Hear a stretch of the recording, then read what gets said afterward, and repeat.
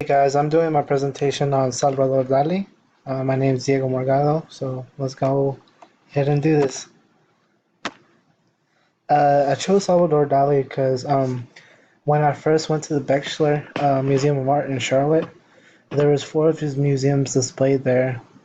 Um, they're supposed to represent famous parts from Dante's Divine Comedy, the famous Italian poet. I took pictures of them. Those include the Rumpus, the Septivinas, Cachaguila's history lesson, The Blind for Envy. While I was also reading up on him, figured out he was a very old, strange man who created his own museum for his works, which is kind of strange. Just kind of like a slap in the face for the people in the future that say, "Oh, you're not good enough to make a museum for me, so I'm gonna do it for myself." He was really close with General Franco of Spain.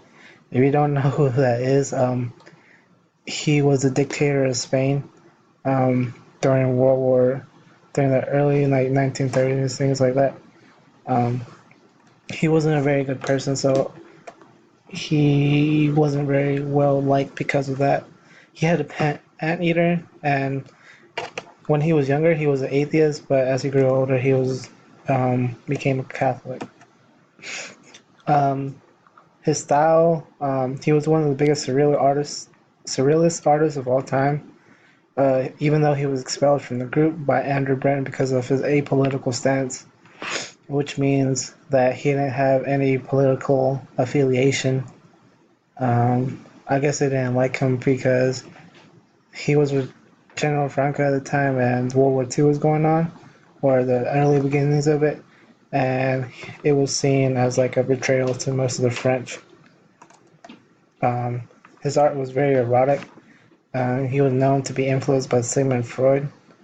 Um, there's a picture of him of his museum there.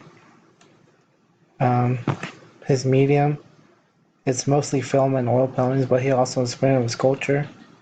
He also had a film. Um, One of the things that most people don't know about him, he ventured into a lot of art.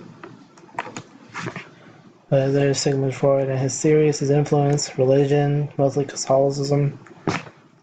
Sigmund Freud, he was a neurologist from Austria. He was one of the he developed psychoanalysis, which means he unpacks unconscious conflicts based on fantasies, dreams, and associations they had. So it was mostly about he figured out people's unconsciousness by figuring out what they really desired, being sexually or wherever they felt. Um, and he concluded that you most likely turned out the way you are because you experienced up till 5 years old. So if you had a very traumatic experience, like around four, um, like maybe something bad happened with a father figure, you won't become like you won't trust men, or as older the older you get, and things like that. Um, he was inspired by his Catholicism.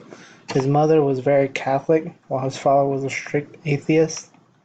Although he sided with his father's beginning ideology in the beginning of his life, he later in life became a very strong Catholic, and you can see it represented in his works. Um, Many of the notable works include The Persistence of Memory, which is on the top right. That's probably the most well-known artistic piece of his. Swan's Reflecting Elephant, which is the bottom one on there. The Great Masturbator, the top left.